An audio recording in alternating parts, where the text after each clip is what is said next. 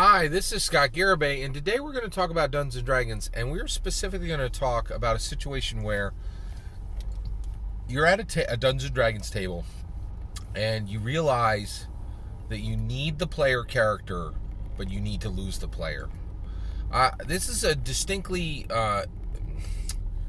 it's a situation I've seen before. I think it's going to be a situation. I think it's going to be a growing situation in the DND community. And right now, we don't have tools to process it. So what I want to talk about today is I want to talk about the tools to process keeping a player character but losing a player. Okay? All right, so let's get into this. So let me explain how this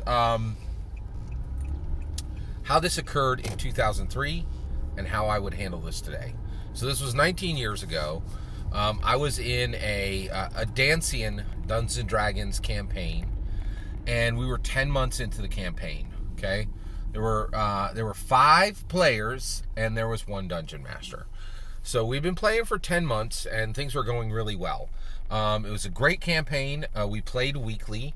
It was a 4-hour game at that point, and we were playing Dancian Dungeons and Dragons, Ryan Dancy's OGL Dungeons and Dragons. And so we're rolling along, okay? Now, I played Kynwin, who was a half-orc cleric, okay? And we had a situation happen where the game is rolling along, and we had a serious bump in the road. So I'm going to describe 2 of the players in the game, and I'm not going to use their real names because this would be kind of embarrassing for either one of them. So basically, first boyfriend and final boyfriend, okay? So there's a very nice lady. She dates first boyfriend.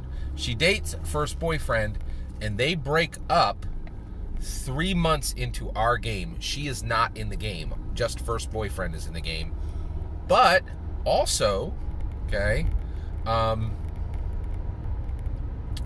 final boyfriend is in the game. Now, I'm kind of giving you the lead here. So what ends up happening is we have 2 gentlemen in the game, and the first guy dates this woman, right? And he breaks up with her 3 months into our game, all right? Now, 2 of the players are, and this is no big deal. First boyfriend, he dates this woman, they break up. That was not uncommon at all. It happened probably every 6 to 18 months, and we had seen him have at least 3 or 4 different girlfriends before her, right? We'd known him for a while. So here's what happens.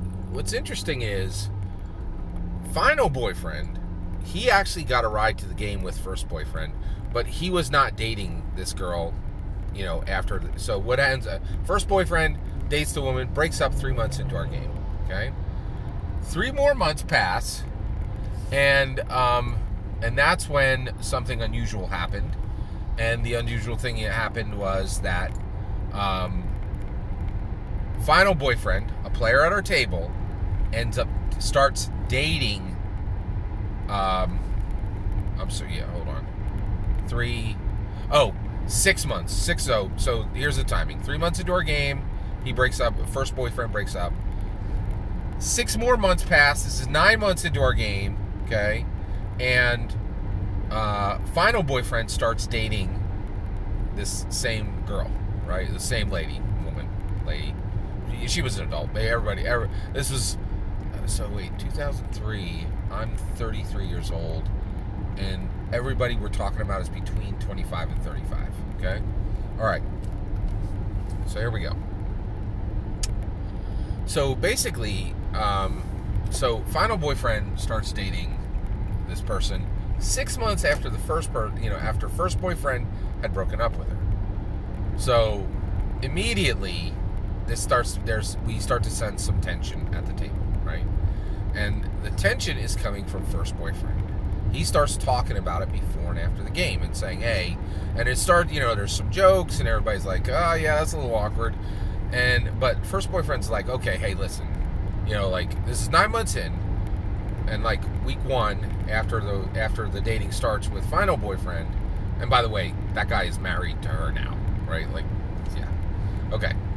So, and get this, first boyfriend dated like 2 or 3 more people, then got married, then got divorced, and I don't think, and actually, I think the marriage was 3 years, and I don't think he's ever had a girlfriend more than 18 months. Like, so he's kind of a habitual breaker-upper, right? Whereas the other guy, you know, he started dating this woman, and they really liked each other, and they ended up getting married, okay? But at this point in the game, the 9-month point in our game, first boyfriend's like, hey, you know, I know you guys had a date. I want you to stop dating her. And the reason why is it's awkward for everybody here at the table. And everybody looks at it like, wait, how's this awkward for us? And he's like, he's like, a lot of fish in the sea, go find another fish. And so final boyfriend's like, why should I find another fish? Like, you know, you broke up with her. You broke up with her. And, you know, like, you haven't called her in like 6 months. Like, and we haven't heard the word, you know, a word out of your mouth about her in 6 months. What's this to you, right? Like, you know, we're independent people.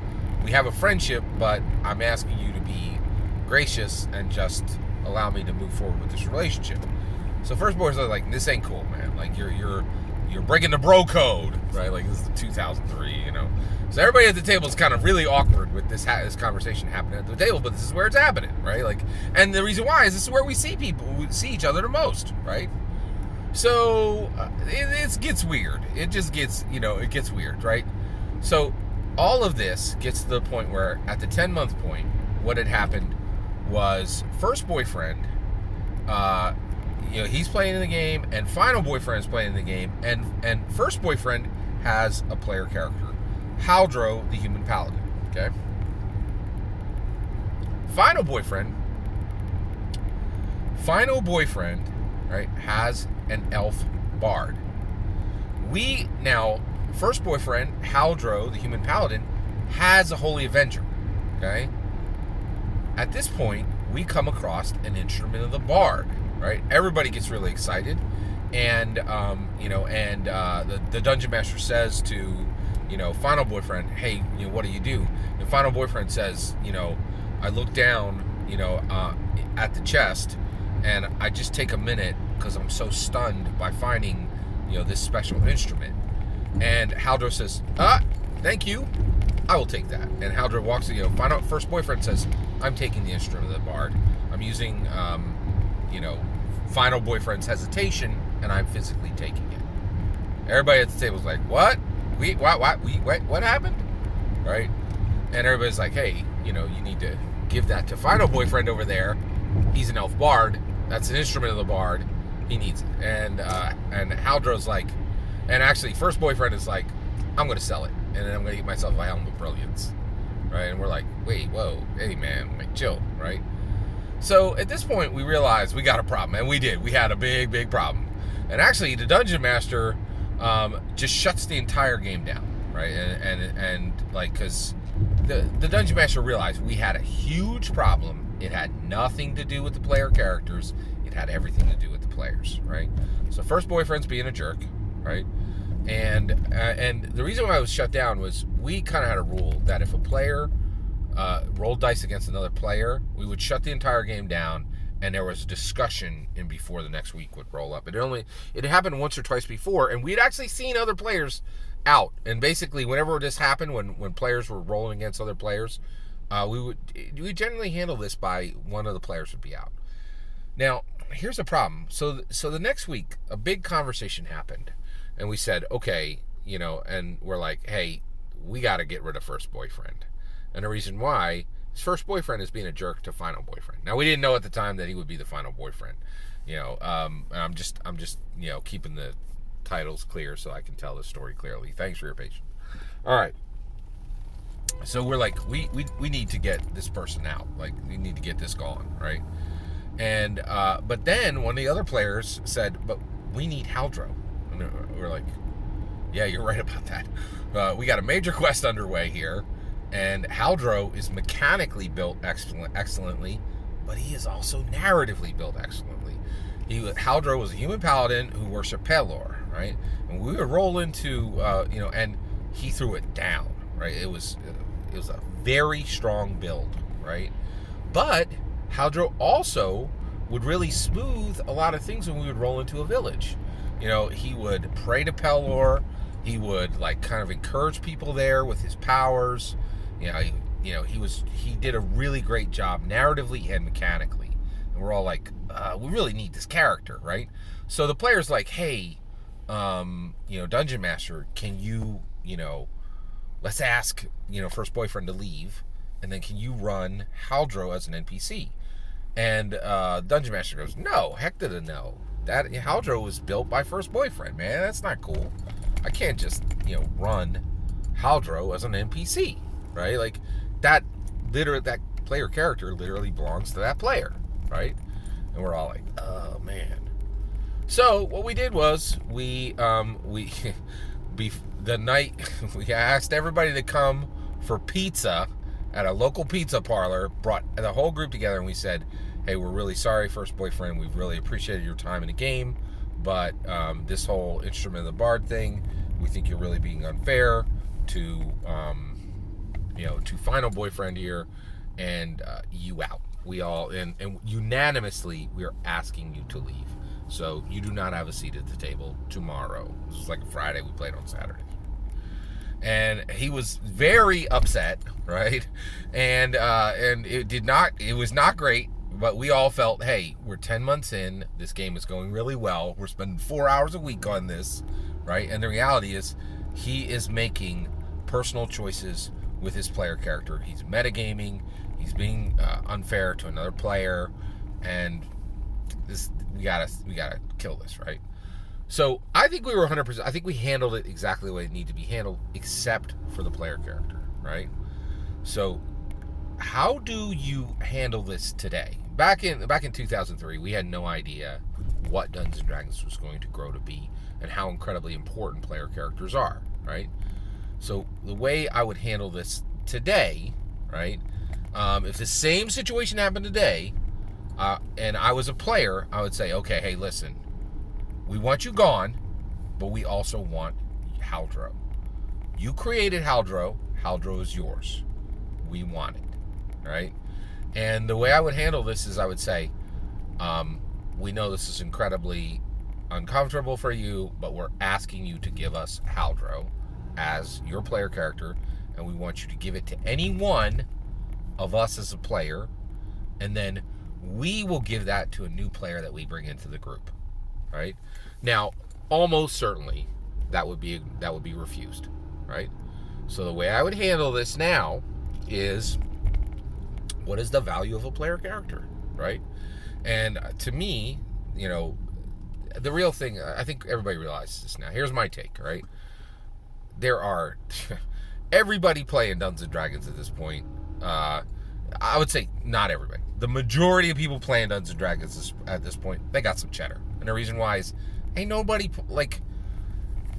I don't think a lot of poor people play Dungeons and Dragons. And the reason why is Dungeons and Dragons has 7,000 pages of canon in just Perkinian Dungeons and Dragons, right? Like, the people it attracts are incredibly charismatic, confident, and intelligent. And all of that generally turns up some cheddar, right? There really isn't a lot of people, sweating for money in the D&D world, right? Who are serious about D&D, where this would actually be a concern, right?